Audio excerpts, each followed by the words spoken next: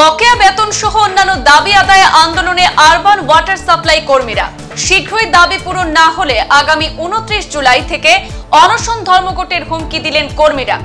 New Silchar urban water supply office প্রাঙ্গণে বিক্ষোভ দেখান Assam urban water supply sewerage board workers and employees অ্যাসোসিয়েশনের কর্মকর্তারা।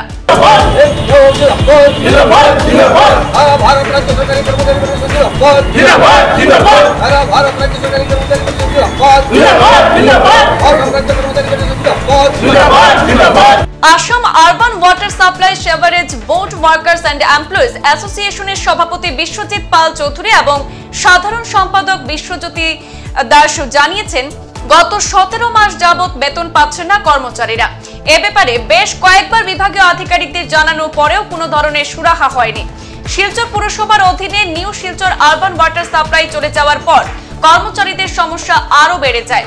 তারা অভিযোগ করেন, new Silchar urban water supply অফিসের এক্সিকিউটিভ ইঞ্জিনিয়ার এবং এসডিও অফিস ইনচার্জ সহ অন্যান্য আধিকারিকরা সময়মতো অফিসে আসেন না। কর্মচারীদের সমস্যার সমাধানে তারা চেষ্টা করছেন না। দীর্ঘদিন বেতন না পাওয়ায় অনেক কর্মী আর্থিক অভাবে দিন কাটাচ্ছেন। তারা অসহায় হয়ে পড়েছেন। কিছুদিন আগে চিকিৎসা করাতে না পেরে একজন কর্মীরও মৃত্যু হয়েছে বলেও জানিয়েছেন তারা। New Silchar urban water supply ইঞ্জিনিয়ারকে তাদের বেতন সহ বিভিন্ন সমস্যা সমাধানের বিষয়ে আর্জি জানানোর পরেও আজ পর্যন্ত তাদের সমস্যার সমাধান হয়নি। তারা বলেন, গ্রাহকদের সুবিধার্থে অনলাইন বিল আদায় পরিষেবা চালু করলে সংস্থার আর্থিক সমস্যা কিছুটা মিটবে, কিন্তু কর্তৃপক্ষ কিছুই করছে না বলে অভিযোগ তাদের। আরবান ওয়াটার সাপ্লাই কর্মচারীদের দাবি, যত শীঘ্র সম্ভব তাদের দাবি দেওয়া মেটাতে হবে। তা না হলে আগামী 29 জুলাই তারা অনশন ধর্মঘটে বসবেন বলে জানিয়ে দিয়েছেন। সমস্ত বকেয়া মিটিয়ে দেওয়া না হয় তাহলে 15 দিন পর সংগঠন তার প্রত্যক্ষ আন্দোলনে ফেজ ওয়াইজ স্টেজ ওয়ান অ্যাকশনে যাবে। কিন্তু আজ মাসের 23 তারিখ চলে যাওয়ার পরও দেখা গেল যে কর্তৃপক্ষ নীরব ভূমিকা পালন করে চলছে। এই ব্যাপারে আমাদের সাথে আলোচনা করার কোনো প্রয়োজন তারা মনে করেননি। এমনকি এই ডিভিশনের কার্যবাহী অভিযন্তা শ্রদ্ধেয় দিব্যরা মহোদয় এরপরেও এমনিতেই উনি ফাঁকি দেন। গুয়াহাটিতে বসে শিলচরের ডিভিশনের বেতন উনি গণছেন, কিন্তু এই 23 দিনের মধ্যে উনি আমাদের সাথে যোগাযোগ করা তো দূরের কথা, কর্মচারীদের অভাব অভিযোগ সরজমিনে দেখার জন্য উনি শিলচরে আসেননি। তো আমরা বাধ্য হয়ে আমরা আমাদের যে আগের সিদ্ধান্ত, সেই সিদ্ধান্ত অনুযায়ী গত রোববার আমাদের কার্যকরী কমিটির বর্ধিত কার্যকরী কমিটির সভা আমরা আহ্বান করেছিলাম।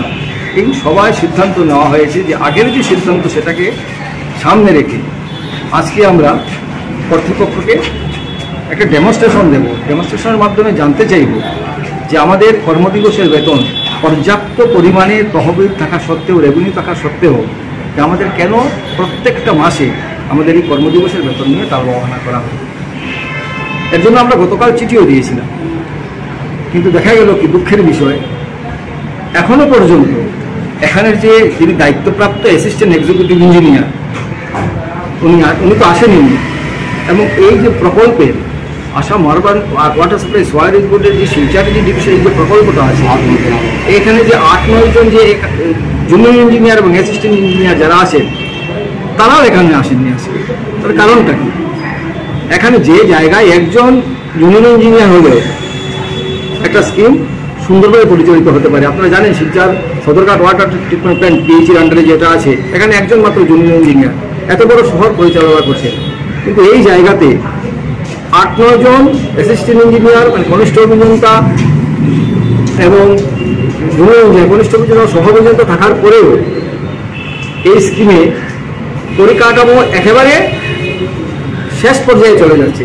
আমাদের ধারণা এই যে প্রকল্পটা, এই প্রকল্পটা যে স্বপ্নের প্রকল্পটা বাঁচবে কি না, এটাই আমাদের সামনে একটা প্রশ্ন চিহ্ন হয়ে দাঁড়িয়েছে। তো আমরা আজকের এই ডেমনস্ট্রেশনের মাধ্যমে জানিয়ে দিতে চাচ্ছি কর্তৃপক্ষকে যে আমাদের আলটিমেটাম আগেই দেওয়া ছিল। এই চরমপত্রে আমরা বলে দিয়েছিলাম, যদি আমাদের কর্মদিবসের বেতন প্রত্যেক মাসের প্রথম দিনে না দেওয়া হয় এবং 17 মাসের বকেয়া সহ সমস্ত বকেয়া সম্বন্ধে যদি কোনো ইতিবাচক পদক্ষেপ গ্রহণ করা না হয় তাহলে কর্মচারীরা আগামী 29শে জুলাই সকাল 8টা থেকে 1 আগস্ট সকাল 8টা পর্যন্ত 72 ঘন্টা রিলে অনশন ধর্মঘট পালন করবে। যা বলার ছিল সব কিছু উনি বলে দিয়েছেন। আমি ছোট একটা ব্যাপারে বলবো। এই দেখুন, আমাদের যে গ্রাহকরা যারা শিলচরে আছে, গ্রাহকরা, আমি বলবো যে আমাদের শিলচরের গ্রাহকরা একদিকে নির্যাতন হচ্ছে। কারণটা হলো আজকালকের দিনে সবই, আপনি বিএসএনএল যান, এসিবি যান, ছোটো ছোটো যে কোনো দোকানে যান, সবগুলো অনলাইনে হয়। কিন্তু আমাদের গ্রাহকরা অনলাইনে কোনো পেমেন্ট করতে পারে না, সেটা অফলাইন। আর যে অনলাইনটা আছে সেটা প্রত্যেক মাসে সেটা থাকে না। যে অনলাইনটা আমরা বিল প্রিপারেশন যেটা করা হয় সেটা 15 দিন 20 দিন পরে কেটে দেয়, সেটা বুঝতে পারি না। আমাদের ডিমান্ড যাতে অনলাইন হয় এবং লেজার থাকে প্রপারলি, যাতে লেজার অনলাইনের মাধ্যমে আমাদের গ্রাহকরা ঘর থেকে বসে, বয়স্ক লোকরা আছেন, গ্রাহকরা আছেন, ঘরে বসে ওরা পেমেন্ট করতে পারেন, সেটা আমি ডিমান্ড দিচ্ছি।